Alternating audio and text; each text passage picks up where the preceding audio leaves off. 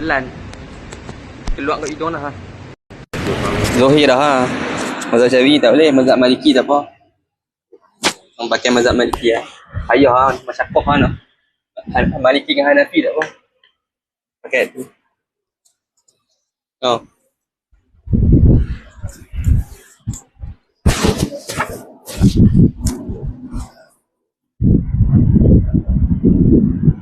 Bismillahirrahmanirrahim. Alhamdulillahirabbil alamin wassalatu wassalamu ala asyrofil anbiya'i wal mursalin wa ala alihi wa sahbihi ajma'in. Allahumma shalli ala sayyidina Muhammad wa ala ali sayyidina Muhammad. Subhanaka la ilma lana illa ma 'allamtana innaka antal alimul hakim wa la hawla wa la quwwata illa billahil aliyyil 'azim.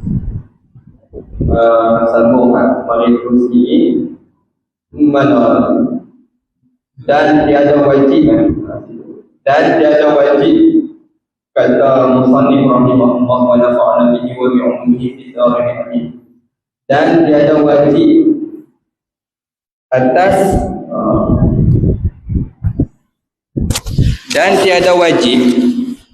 atas anak memberi fitrah isteri bapaknya anak. Isteri bapak tu mak tiri dia. Mak tiri dia.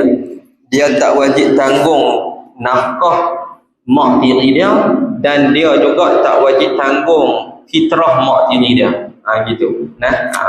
Kalau mak kita sendiri, kita kena nak tanggung kalau dia miskin. Tapi yang ni mak tiri, ayah kita menikah, dapatlah mak baru, mak tiri. Mak tiri kita tak wajib tanggung dia punya nafkah. Nak bagilah, tapi tak wajib. Tu fitrah dia pun tak kena jugalah, zakat dia kita tak wajib tanggung. Dan gundik bapaknya, bukan gundik dia, gundik pak dia. Gitu. Jikalau yang sudah beranak sekalipun, walaupun isteri pak dia tu beranak dah, ataupun gundik tu beranak dah. Kalau kata isteri pak dia beranak, dia dapat adik-beradik sebapak kan. Adik-beradik sebapak, tak wajib. Dan jika wajib atasnya, maksudnya nafkah wajib, fitrah tak wajib. Silap sikit tu. Maksudnya nafkah wajib, fitrah yang tak wajib. Tu. Betul? Betul, silap sikit. Tengok ni dah. Dan jika mana tadi? Dan jika wajib atasnya, atas seorang tadi, nafkah kedua isteri bapa dan gundik itu sekalipun. Maksudnya segi nafkah wajib tanggung walaupun mak tiri kita, segi zakat fitrah tak kena. Habis titik. Dan jikalau papa suami seperti bahawa ada ia suami sahaya atau merdeka, tetapi tiada sertanya suami, barang yang lebih daripada barang yang telah lalu ia barang, maksudnya tak cukup keperluan, nescaya tiada lazim akan isterinya suami yang merdeka fitrah dirinya isteri, tak kena. Sebab zakat fitrah tu wajib atas suami, tiba-tiba suami tak mampu bayar, maka isteri tak wajib bayar zakat fitrah diri dia sendiri. Tapi walaupun begitu, dan jika adalah ia isteri kaya sekalipun, jika tu jadi royah pada tiada lazim, walaupun bini kaya, bini kaya, suami miskin, zakat fitrah wajib bayar ke tak wajib bayar isteri tu? Tak wajib bayar, kerana yang wajib bayarnya suaminya. Tapi dah miskin, maka tak payah bayar. Tapi walaupun tak bayar, sunatlah bayar juga. Tetapi sunat bagi isteri memberi fitrah dirinya isteri, supaya keluar daripada perkhilafan ulama yang mewajib akan fitrah isteri tadi tu. Akan fitrah isteri yang kaya gitu. Akan dia tu yakni fitrah isteri yang kaya. Habis. Dan wajib fitrah Dan wajib fitrah sahaya perempuan yang bersuami atas tuannya sahaya perempuan, apabila papa suaminya sahaya perempuan. Sahaya perempuan tu dia ada suami, lepas tu dia ada tuan dia lah yang kena bayar. Kalau suami dia miskin, tapi suami dia yang mana ni? Yang merdeka. Kalau suami dia merdeka, dia sahaya. Contoh macam ni, mereka dua orang ikut sahaya. Lepas tu, mereka kahwin lah dua. Kan? Hamba A kahwin dengan hamba B. Lepas tu, dua orang sahaya. Tapi tuan dia berbeza-beza. Maka bila tuan tu berbeza, tiba-tiba hak si suami tu, bos dia merdekakan dia. Ingatlah isteri merdeka dia masa tu. Belum, kerana tuan yang berbeza. Maka masa tu kalau suami dia kaya, suami dia lah yang kena bayar zakat fitrah isteri dia yang sahaya tu, yang hamba tu. Tapi kalau suami dia miskin, siapa yang nak kena bayar zakat fitrah tu? Tuan bagi isteri dia. Tuan dia, bos bagi isteri, sayyid dia, penghulu dia. Gitu. Habis. Tu sebut dah kan. Atau ada suaminya perempuan tadi, sahaya perempuan tu, atau ada suaminya ni atau pada papa suami.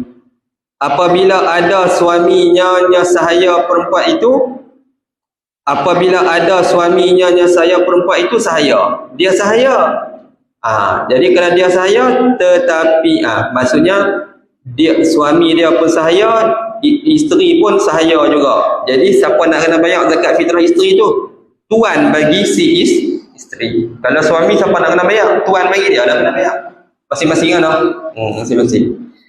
Tetapi jika ada suaminya sahaya perempuan tadi, yang merdeka itu kaya dan ditaslimkan, yakni diserahkan oleh tuan sahaya perempuan tu, domel tu dia, tuan sahaya perempuan akan isterinya suami, bagi suaminya isteri pada malam dan siang. Wajiblah fitrahnya. Fitrah siapa? Fitrah sahaya perempuan itu atas suaminya, suami sahaya perempuan. Sebab apa? Suami kena bayar tu. Kerana suami tu merdeka, lagi pula kaya.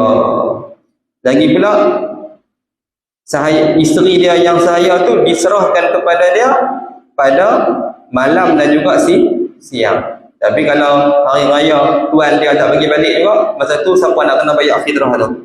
Tuan lah, bukan suami bayar.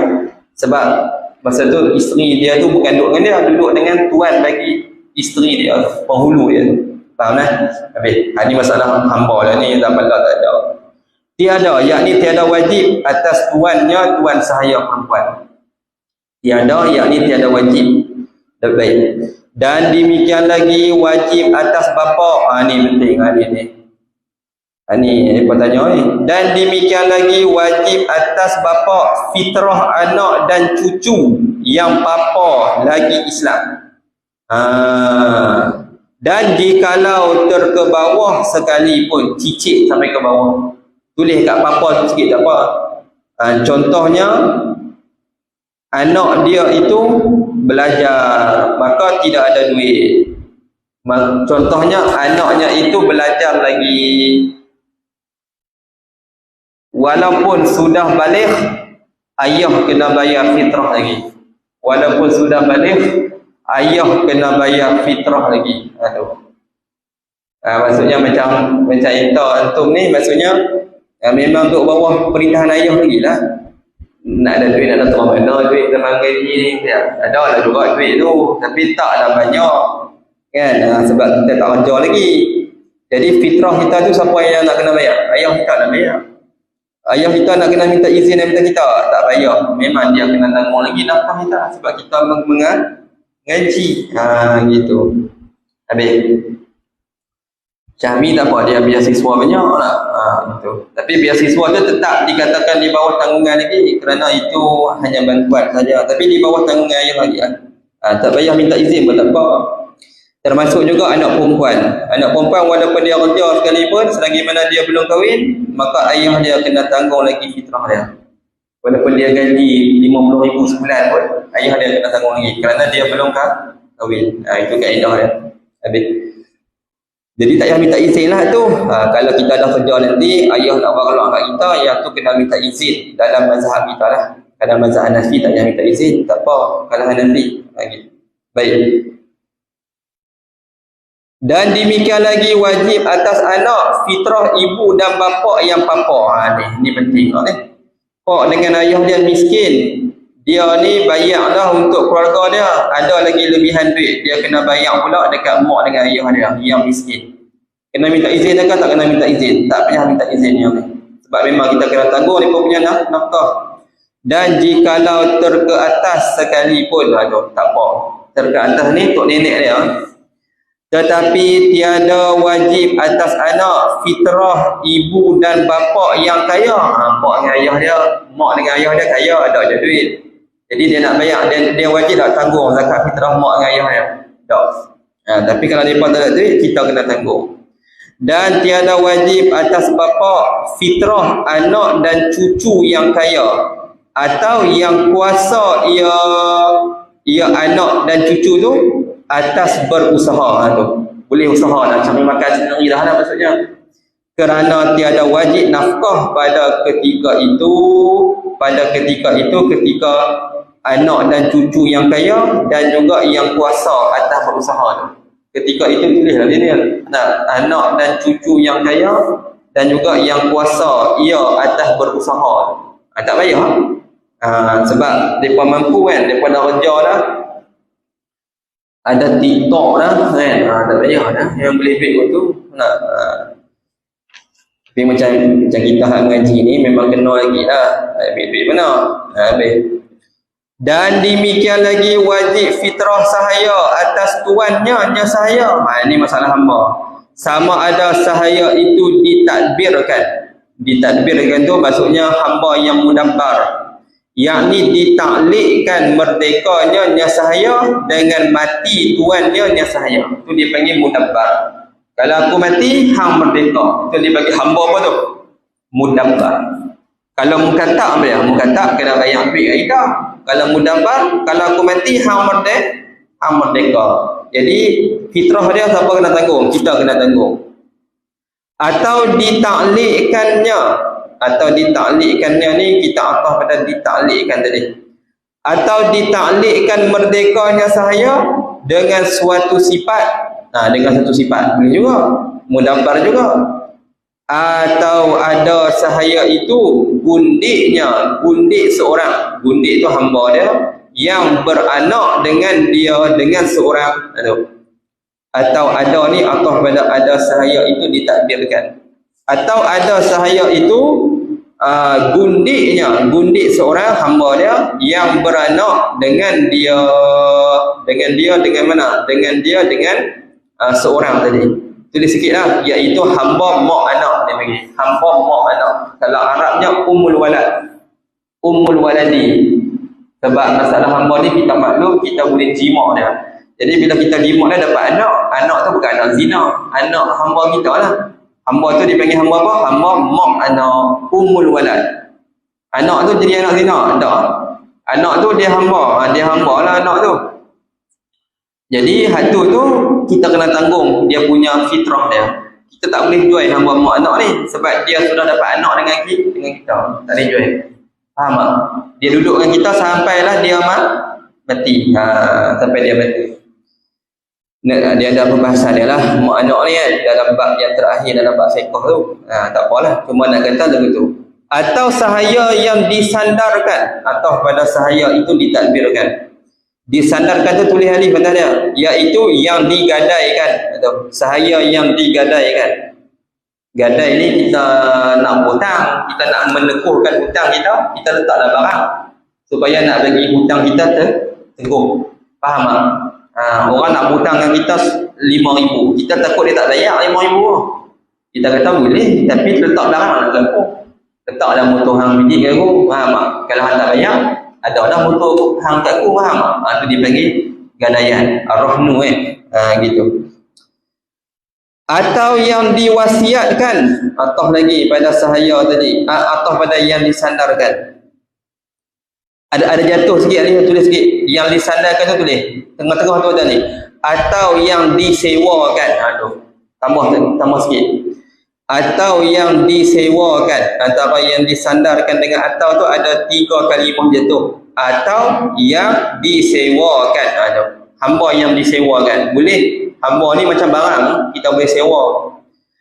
Orang macam kita tak boleh sewa, banyak upah tu. Atau yang diwasiatkan, tu Semua atah pada yang disandarkan. Dengan manfaatnya sahaya bagi seorang.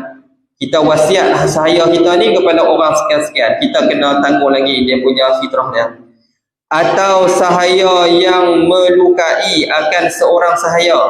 Maksudnya dia buat jenayah. Atau yang lari daripada tuannya. Sahaya tu dia buat jenayah dekat sahaya orang lain. Kan? Dia buat jenayah, dia melukai orang lain. Maka zakat fitrah dia tu kita masih lagi kena tanggung. Walaupun dia buat salah dengan orang lain, kita kena tanggung lagi zakat. Kalau ikut, dia lah kena bayar ganti rugi. Sebab yang buat zalim kat orang, faham tak? Tapi kita nak kena bayar tak fitrah dia. Dia bagi orang tu luka pun kita kena bayar nak ganti rugi kepada orang tu. Kena, sebab itu hamba kita. Faham boleh? Itu hamba kita. Kalau dia bagi rosak barang, kita lah kena ganti rugi. Kerana dia bagi rosak barang orang, dia sahaya kita, hamba kita. Jenuh buat kolak modal ke dia. Tapi lagu tu. Ataupun yang lari daripada tuannya, atau lagi pada yang disandarkan sahaya itu dia lari daripada tuan dia. Hukum sahaya lari daripada tuan ni berdosa besar, tak boleh hukum dia berdosa. Habis pun dia lari kan. Walaupun kalau cukup 2 marhalah pun tak boleh jamak, tak boleh qasar. Kerana lari daripada tuan. Tapi walaupun dia lari, zakat fitrah dia kita kena bayar. Tetap kena bayar lagi. Dan jikalau putus khabarnya, khabar sahaya yang lari sekalipun, tak ada berita dah, tetap kena bayar lagi zakat fitrah dia. Tapi dia berdosa lah, dia lari daripada tuan dia tu.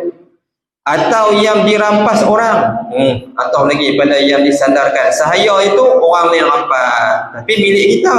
Siapa nak kena bayar zakat dia? Kita kena bayar lagi. Titik, koma. Tafriq dia, maka wajiblah fitrah. Maka wajiblah fitrah sekalian mereka itu sahaya atas tuannya, tuan saya pada ketika al-mazkur. Seperti wajib nafkah mereka itu sahaya atasnya atas tuan. Kena? Kena. Kaedah dia gitu. Baik. Lagi sikit. Kita ajar sikit dah nak habis esok sekali ni. Baik. Dan tiada wajib fitrah sahaya yang wajib nafkahnya sahaya itu atas baitil mal. Ni tak wajib. Sebab apa? Sebab nafkah itu bukan wajib atas tuan dah. Nafkah itu wajib atas apa? Atas baitil mal. Masa tu misal tulis sikit kat baitil mal tu. Contohnya tuannya itu miskin. Contohnya tuan sahaya itu miskin. Tulis sikit. Contohnya tuan sahaya itu miskin, maka untuk menyara sahaya itu diambil daripada baitul mal. Maka untuk sara sahaya itu diambil daripada baitul mal. Dah tuan dia miskin, kalau dah miskin hang merdeka kanlah sahaya hang tu boleh juga duit hang jual ke apa kan. Dia tak mau. Dia sayang kat hamba dia tu. Maka hamba tu nak makan, nak minum, tak ada tempat duduk. Maka ambil daripada apa? Baitul mal lah. Dia punya saraan dia tu. Kos saraan dia tu. Zakat fitrah pun ambil daripada apa? Baitul mal juga. Ambil daripada baitul mal.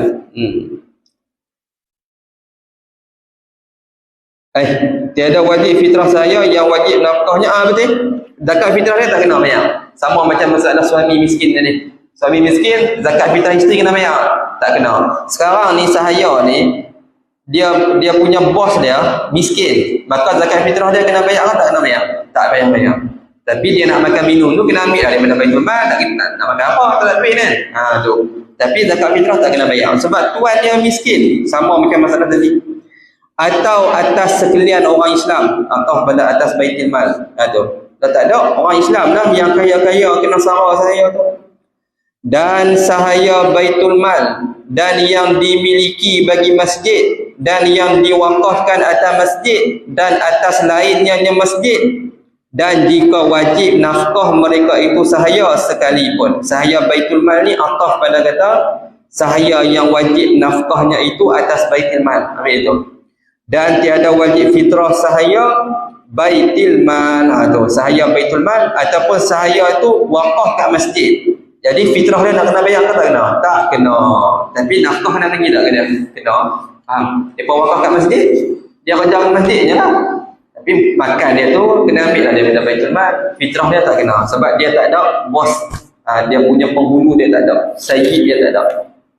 Boleh Bermula fitrah yang wajib atas tiap-tiap seorang itu, ni penting, segantang seperti gantang Madinah pada masa Nabi SAW, iaitu telah terdahulu kenyataan segantang tadi pada zakat tumbuh-tumbuhan. Ni hari kita mengiasilah bahawasanya yang segantang itu 4 mud, 4 cupak, dan yang 1 mud itu seritil, 1 ritil, dan sulus dengan ritil Baghdadi. Seritil dengan sulus tu tulislah, iaitu 1 ritil, 1 kati dan 1/3 kati. 1 kati dan 1/3 kati. Sekati dan 1/3, campur lagi 1/3. Kalau zaman dah kita kata 6 multigram lah sedang, 6 multigram. Maka jadilah yang segantang itu, cuba tengok ulama dia kira 5 ritil dan sesulus. Sesulus tu iaitu 1/3, iaitu berat 600 dirham dan 85 dirham, dan tu tulis atas campur, buat simbol campur, tambah. Berat dia berapa? Panggil segantang tu 600 dirham campur 85 dirham campur 5 subuk dirham. 5 subuk dirham ni maksudnya 5/7 dirham.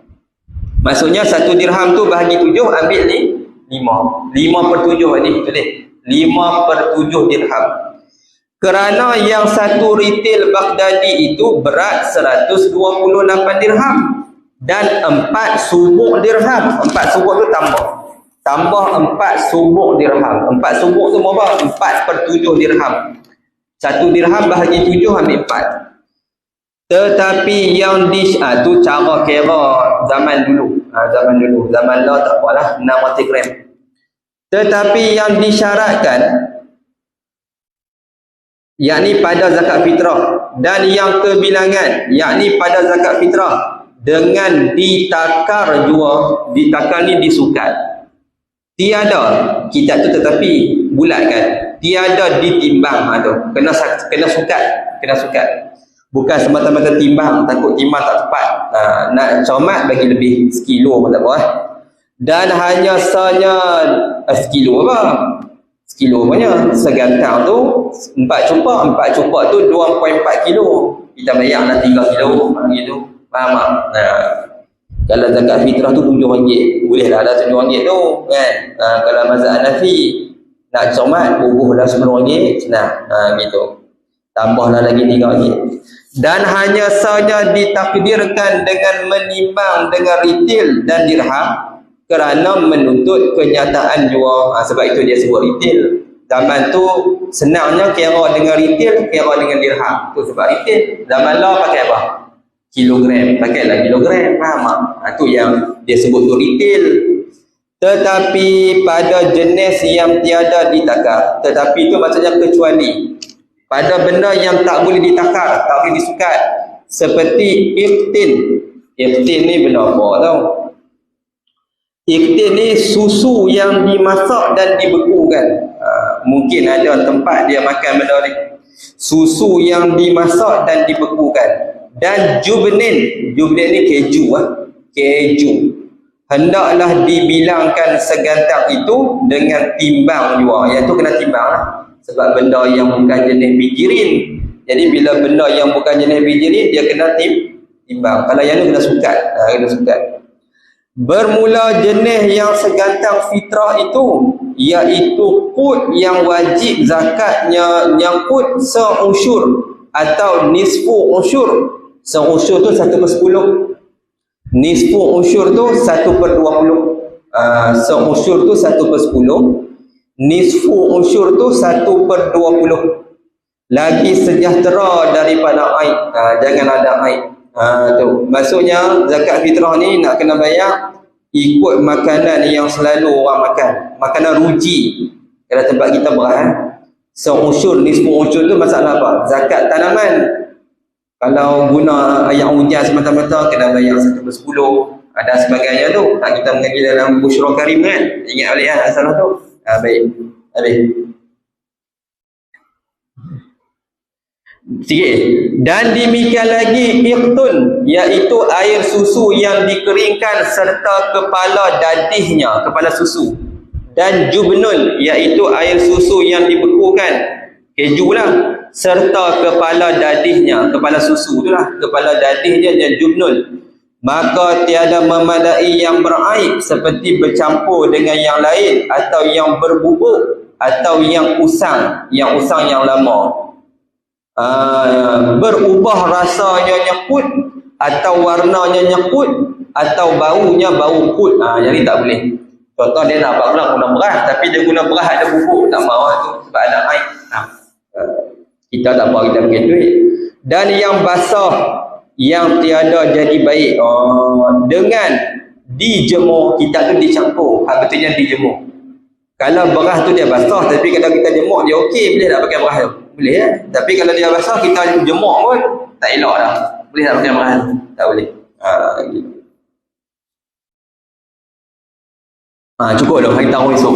Tahu esok sekali je macam habis. Tahu esok dah. Pada nanti solat. Pada ni insya-Allah, Allah Subhanahu wa taala. Pada nanti sikit ya.